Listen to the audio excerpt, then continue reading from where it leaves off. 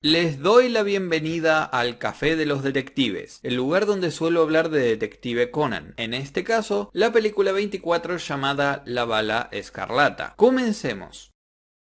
Empecemos hablando un poco de algo que no tiene que ver con el contenido de la película, pero sí algo que en mayor o menor medida me marcó con la misma. Para dar un poco más de contexto, luego de que la película El Caso Cero fuera estrenada en España, quisimos intentar que la película siguiente, El Puño del Zafiro Azul, se estrenara en 2019 en cines de Latinoamérica. Sin embargo, el intento se realizó un poco tarde, por lo que gracias a lo ocurrido en 2020, dado que la película 24 se iba a estrenar en 2021, decidimos junto con el usuario TuxName iniciar un hashtag en Twitter llamado Scarlet Bullet LA para llamar la atención de alguna productora interesada, ya sea en traerla al cine o en formato físico, debido a que exceptuando Chile o México, conseguir merchandising del Pequeño Detective en Latinoamérica es una odisea. O sea, yo conseguí únicamente una billetera y vivo en Argentina. Sin embargo, el intento de traer la película fue un fracaso. Aún así, no solo que se estrenó la película del Puño del Zafiro Azul en cines argentinos, sino que varias de las mismas se encuentran con un doblaje en la plataforma de HBO Max. ¿Tiene que ver esto con el hashtag? La verdad lo veo poco probable, pero en parte lo considero una victoria, porque además en septiembre de ese mismo año, la plataforma de Crunchyroll añadiría los primeros 42 capítulos de la serie en varios países. Aún así, todo comenzó por el interés de esta película, y es algo que ninguna otra tendrá para mí. Pero bueno, una vez terminado eso, es hora de hablar propiamente de la película. Esta inicia 15 años antes en Estados Unidos, donde un criminal mata a un hombre. Debo decir que amé la ambientación en esta parte, porque además de conocer un barrio de esa zona, la escena continúa con un hombre corriendo asustado mientras que en contraposición un artista callejero comienza a tocar felizmente su armónica. Un contraste muy grande. Me gustaría pensar que está hecho así a propósito para mostrar lo diferente del mundo de cada uno, y cómo aunque la gente ve correr a un hombre desesperado, al no estar interesados, simplemente ni lo intentan ayudar. O también puede ser que no querían involucrarse, concluyendo con la muerte del hombre en el tren. Si venís viendo las películas de Detective Conan hace un tiempo, o por lo menos las últimas 4, suelen utilizar una fórmula similar. Aunque si soy más estricto diría que comenzaron desde la película 15. Pero en fin, vamos, como diría Jack el Destripador, por partes. Nuestros protagonistas se encuentran en una fiesta donde se comenta acerca del nuevo tren construido y que se utilizará para llevar al público al estadio donde se celebrarán los Juegos Olímpicos. Sí, se nombra de otra forma, pero yo creo que es por tema del copyright y que no podían usar el nombre de los Juegos Olímpicos y le ponen otro nombre. Aquí es donde creo que el tráiler presentó un buen red herring o pista falsa, porque los eventos ocurren antes que empiecen los Juegos Olímpicos. En esta parte ocurre un atentado donde el padre de Sonoko desaparece y es aquí donde tenemos a un héroe sin capa. Genta, dado que gracias a su habilidad de ser un glotón, puede sentir el olor de la bandeja donde quizás transportaron al jefe Suzuki. Sí, es una habilidad medio sacada de la manga, pero se perdona porque finalmente el miembro que usualmente suele arruinar las cosas de la Liga Juvenil de Detectives, esta vez fue la clave del éxito por su forma de ser. Por lo menos aportó más que Mitsujiko o Ayumi. Luego de eso, los personajes se encuentran en la casa del profesor Agasa, donde Sonoko mencionó que por haber encontrado a su padre, este les compró boletos para poder subirse al tren, aunque una persona se quedará afuera. Una escena que si bien se usa para introducir el acertijo de la película, también muestra que Sonoko, aparte de ser una chica rica que usualmente quiere las cosas para ella, es capaz de hacerse a un lado para que los niños ganen sus boletos, aunque siendo hija de un millonario no me extrañaría que luego pudiera comprar un boleto más. Y es aquí donde Conan, luego de esa escena, se encuentra con Subaru, quien le pide ayuda con el misterio. Esta parte me parece muy buena si no contamos con el hecho de que Subaru y James Black se sincronizan para hablar sin ningún tipo de sentido. Entiendo que la presencia del FBI era importante por la trama de la película, pero al menos deberían haber mostrado que Subaru estaba hablando por celular con alguien o haber utilizado el manos libres. Si no, pareciera que James les está contando a Jodie y Camel sobre el asunto y es como... ¿no deberían ellos estar enterados? Quiero decir, también son parte del FBI. Además, ¿por qué necesitan la ayuda de Conan? Son una organización que se encarga de investigar. Entiendo que Shinichi sea alguien muy inteligente, pero a mí se me hace forzado. La idea de esta escena yo entiendo que es para que Conan no solo sea introducido en la investigación, sino también para ponerlo en contexto de todo. Pero creo que si únicamente se hubieran encontrado Conan y Subaru, la escena hubiera funcionado mejor.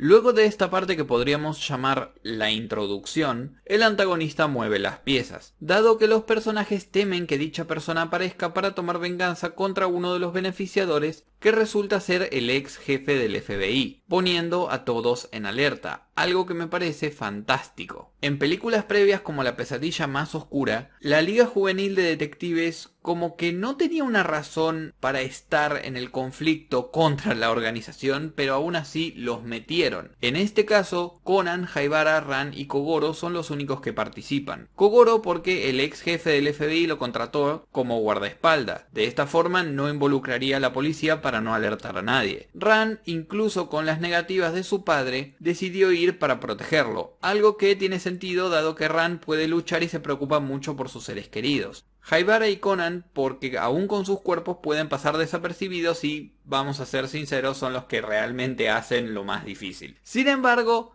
en la revisión médica ocurre un quench que hace que los personajes se desmayen y logrando que el culpable se salga con la suya. Ahora bien, el quench es algo que personalmente no me gustó, porque Haibara está muy nerviosa e intenta crear una situación de tensión. Pero, ¿de verdad es creíble que el personaje principal de un manga vaya a morir en una película que es considerado material no canon? Ya voy a hablar de eso. La respuesta es no. Quizás si en lugar de los personajes que la película no puede tocar hubieran sido secundarios o terciarios, ahí quizás esa escena hubiera sido diferente. Y eso sin contar que gente especializada le hacen caso a una niña de 6 años sin preguntarse por qué ella sabría algo tan específico de una clínica. Si bien se puede parecer a lo que hace Conan con los detectives, eso de darles órdenes, dado que es un niño de 6 años, no es lo mismo, porque Conan los conoce hace mucho. Entonces, es entendible que con el paso del tiempo ya ni se pregunten las cosas, pero con Haibara no, es una niña que esas personas no la conocían. En fin, luego del caso del quench, Conan, al haberle puesto un transmisor al hombre por precaución y de una forma muy característica del joven detective, comienza la siguiente parte, donde me voy a detener en cada subtrama presentada. Antes de todo lo ocurrido, Sera y Mary quieren averiguar qué está pasando. Esto porque tienen interés en dicho conflicto. Incluso el pobre Yukichi, al saber que se dirigían hacia donde él estaba, le quería presentar su novia a su madre. El punto con esto es que ellas comienzan a seguir la pista de un vehículo en el cual iba Subaru, llevándonos a una parte cuestionable, la pelea. En cierto punto Subaru se ve acorralado por Sera y esta comienza a luchar para saber quién es, pues tiene la leve sospecha de que pueda ser su hermano. Sin embargo, este no puede revelarse, por lo que se defiende.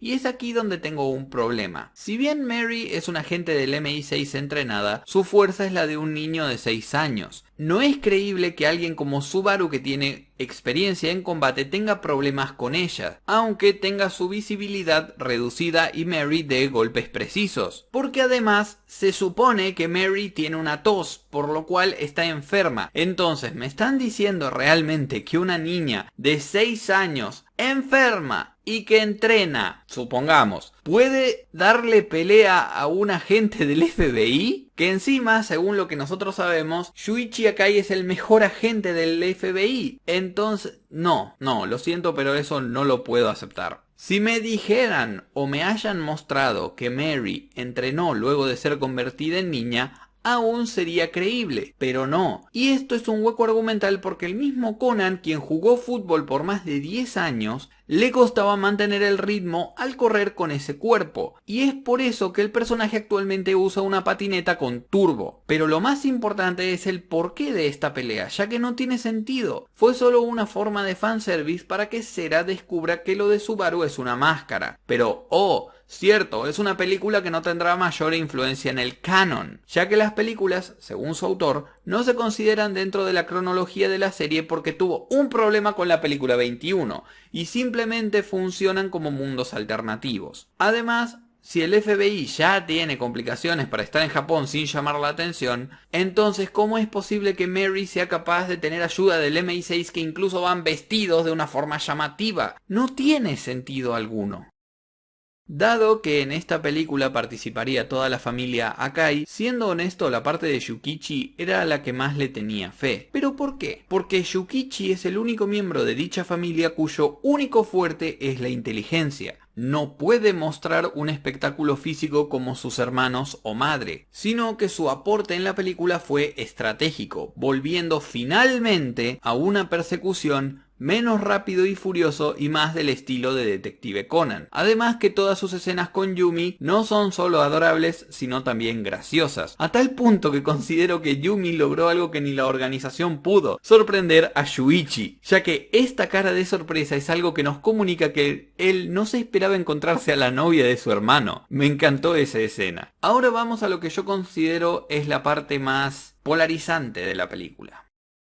Luego de ver a Conan entrar en el tren de una forma creativa, tenemos una buena deducción y encuentro con el ex jefe del FBI. Sin embargo, aquí tengo algunos problemas. En primer lugar está la llamada de Ran a Shinichi, que adoro que hayan establecido el celular de Shinichi como objeto en la película para que tengamos en consideración esa posibilidad. Pero si nos ponemos estrictos en este punto, ya Masumi sabe que Shinichi es Conan. El problema es que esta película, al no ser tomada como canon, esa tensión y emoción porque Sera descubre que Shinichi es Conan se pierde porque no sabemos cómo lo va a introducir Gojo al manga. En segundo lugar, y algo que me gustó a medias, es que Shinichi no pueda convencer al FBI de no tomar cartas en el asunto, porque él no quiere matar a nadie, pero el FBI le menciona que su forma de hacer las cosas es diferente. Entonces, cuando Conan le pide más tiempo y Akai le dice no, es algo que me gustó, porque aquí el FBI realmente impone su decisión más que la de Conan. No como en cierto enfrentamiento que si puedo lo revisaré el mes que viene. Donde también hablaré un poco de las habilidades de Akai como francotirador, pero en sí no me pareció mal que Conan pueda sincronizarse para evitar una muerte. Y después tenemos la frase de Shuichi donde le dice a Jody que Conan no es como ellos. Y sí, Conan no es como ellos.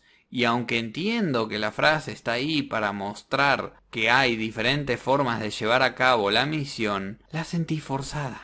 ¿Y esto por qué? Porque Conan pasa de ser un chico que únicamente intenta hacer las cosas de la forma en la que lo haría su ídolo, en este caso sería Sherlock Holmes, a ser un deus ex machina con patas que tiene su propia forma de hacer las cosas y que todo siempre le sale bien, y la otra persona es la que termina reflexionando que lo que hizo Conan estuvo bien y que no tiene sus mismos ideales. Lo mismo que pasó en la película 22 con Amuro. Creo y considero que esto ya es algo que tendrían que dejar de hacer las películas, porque estamos ya en la película 24. No es necesario seguir remarcando lo buena persona o lo épico que es Conan. Ya lo sabemos de sobra. En mi opinión, esta es la parte que falla, ya que no existen personajes con los cuales uno puede especular. Y es sabido que en las películas de Detective Conan, el antagonista tiene una razón, y no sale de la nada. No obstante, la motivación del antagonista es la misma que la del antagonista de la película 22, alguien que sufrió por la forma de actuar de una organización de la justicia y quiere vengarse personalmente, solo que en esa película era la policía secreta de Japón y en esta es el FBI. Y sí, yo sé que los antagonistas no tienen que tener motivaciones súper originales, pero deberían haberlo variado un poco para que se sienta fresco. Por poner un ejemplo, el antagonista de la película Capturado en sus ojos tiene un pasado muy parecido al antagonista de la película La 14ª víctima, pero tiene sus toques que hacen que se los vea de forma diferente porque son personajes diferentes. Aquí no lo pareciera, algo como que, no sé, incluso con la protección de testigos, su familia aún sufrió y por eso tiene un rencor con el accionar del FBI. Además, que desde hace 2 películas estamos utilizando la fórmula Disney de había un antagonista sorpresa. ¿Qué pasó con aquellas películas donde veíamos al antagonista como silueta planear, moverse y generar expectativas? Hace mucho que no vemos algo así, y hace falta realmente. Toda la parte de la persecución, como dije, me encantó, pero tampoco entiendo por qué Camel se la pasa interrogando tanto a Shuichi Akai cuando sabe que Shuichi Akai tiene un plan entre manos. Entonces deja de cuestionar todo, Camel, y empezá a hacer las cosas como te los dicen. Algo que también voy a tener que revisar en el video del mes que viene. La escena final en parte me recordó a Spider-Man 2, y debo decir que me impactó que el tren se descarrilara para chocarse en cierta parte de las gradas que estaban vacías. Aún así, algo que me encantó es como en esta película tanto Shiho como Ran fueron importantes en sus roles y no forzadas como a veces ocurría. Es más, también me encantó la conversación de Shinichi y Ran cuando hablaban de protegerse, y Shinichi se avergonzó aunque sean pareja, dando a entender que todavía no tiene tanta confianza como para decir cosas románticas claramente. En conclusión, Detective Conan: La bala escarlata es una buena película. Si comparamos desde la película 20 en adelante, diría que es una de las mejores, pero todavía flaquea con los antagonistas. No nos olvidemos que el antagonista de la película pasada orquestó todo un atentado porque un grupo lo consideró un novato y se rieron de él. Para mí, esta película tiene un merecido 9.5 de 10. Ahora quiero leer en los comentarios qué les pareció la película, los estaré leyendo y nos vemos en la próxima.